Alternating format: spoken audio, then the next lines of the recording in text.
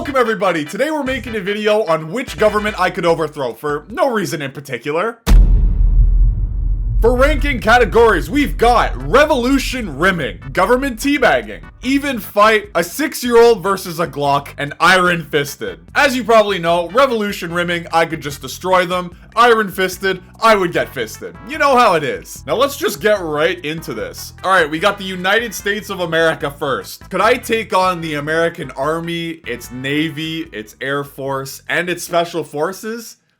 Maybe. But could I take on President Joe Biden in a 1v1 boxing match to the death? I would fucking launch Joe into the stratosphere. A gust of wind could obliterate that man. And just so you guys know that these hands are apolitical and they don't discriminate, if I was in a 1v1 Trump, a 1v1v1? How many Trumps am I facing? If I was in a 1v1 versus Trump, I would have to go with a different strat. I would still obliterate the guy, but, you know, it would be more so knee and nut shots only. You know, knees and nut shots are a big enough wombo combo to make a man hand over his entire country. Feel free to use that advice for whatever you need, guys. So I honestly think it'll depend if I'm fighting just the president or the entire army. You know what? I think I'm just gonna put it in an even fight. I think that just makes the most sense for now. Canada. I mean, I live here, I guess. The amount of effort it would take for me to just even get down to Ottawa would take like 70 years. I'd be dead by the time I get there. But let's say I made it. What would happen then? Well, honestly, I feel like I could just walk in, politely ask for the government to be handed over, and they would totally give it to me. No questions asked. I'd be shocked to even find out we have a military, to be honest. As sad as I am to say this, I think Canada would be a government teabagging. I think I could take it over. Maybe not with completely no resistance, but I still think I could do it. I would 360 no-scope the entire country, man. It wouldn't even be close. All right, we got Mexico. Shout out to the Mexican viewers that just cringed. You're welcome. Now, I just went there last month, and I could certainly tell you it would be a 6-year-old versus a Glock. Because anywhere I went in that country, if I went to a random civilian and picked one off the street to challenge to a fight, I would just get destroyed. Doesn't matter if they're 6 or 70. I would totally die. No question in my mind. Like, I can't even think about trying to overthrow the government when I can't even overthrow the elderly population. Also, the cartel needs to get an honorable mention because I don't want to die. The Soviet Union, 1956. Don't ask me where I was on October 23rd, 1956. I was with my family, doing legal things. I would never kill Soviet soldiers with my bare hands.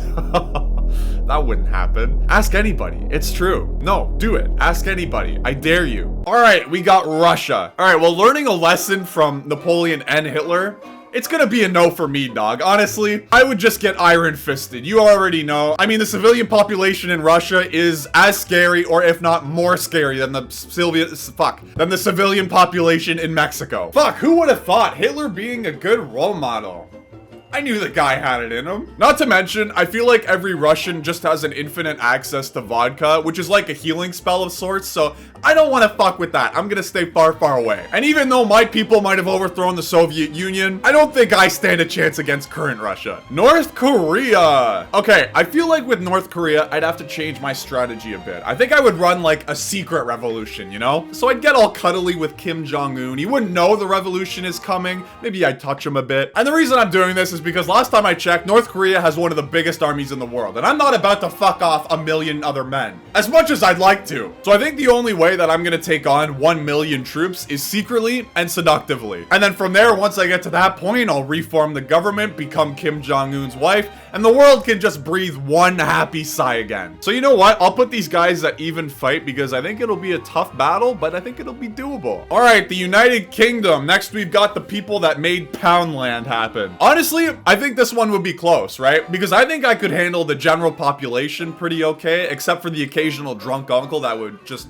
cave my skull in. But the only real issue that I think I would constantly run into is roadmen, which honestly, I don't even know if they're still a thing. Like, their music genre died. I haven't been able to keep up with who's stabbing who and all the hot tea out of that drill scene because nobody's making any music anymore. But anyway, if there's anyone watching from the UK, please let me know if roadmen still exist, because if they don't, then I think I could overthrow your country. Again, I think I just gotta put these guys in even fight because it's so dependent on if they have roadmen or not. All right, we got India. No, I would die. Straight up. I would get clapped. Iron fisted. Australia. Australia is an interesting one because even though their laws are super strict around guns, or at least I think they are, I just feel like there's a bond between Australians and Canadians. And for some reason, I just feel like they'd be so down to overthrow the government with me. Like, they'd probably be the most supportive in the matter. They'd probably want to do it more than I do. So I think Australia and me, we're gonna really have something magical going into this new year. And I honestly think we could do it no problem. That's a revolution rimming if I've ever seen one. Germany. Apparently I have a lot of Germans watching my content too. As you already know, it depends what kind of Germany we're talking about. You'll notice that I didn't throw a swastika in here because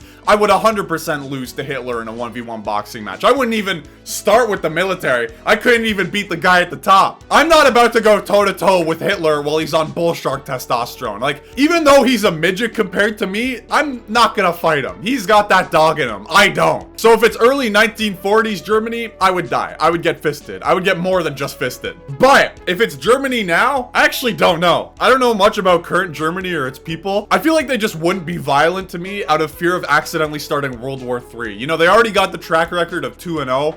I mean, sorry, 0-2. But I think the way to really get an answer is to go out and try. So grab your torches, everybody. We're going on an adventure. I feel like Brazil is the same thing as Mexico. I feel like any innocent civilian would just pound my face in. The civilians are just much tougher than me and scarier than me, and I would just lose. Doesn't matter if I can take their president on or not. It just wouldn't even be close. I'm gonna put them in the a 6-year-old versus a Glock category. For the last country today, we got Somalia. Now, I wanted to get a random country in here, so I went to Google and asked them to pick a random country, and they gave me Somalia. I'm not even sure what to say, to be honest. As far as I know, they're in a huge, massive famine right now. So, it's so fucked up. I feel bad for even ranking them on this list, dude. You see, I would probably get dusted by the pirating business that goes on there, but if I had an army of my own, like the Australians, for example, I think I might be able to take them. So you know what? I'm gonna put them in even fight. That's just the easiest way to go about this here. Now, fellas, I'm not sure what we can gather from this list here, other than we're going on a field trip.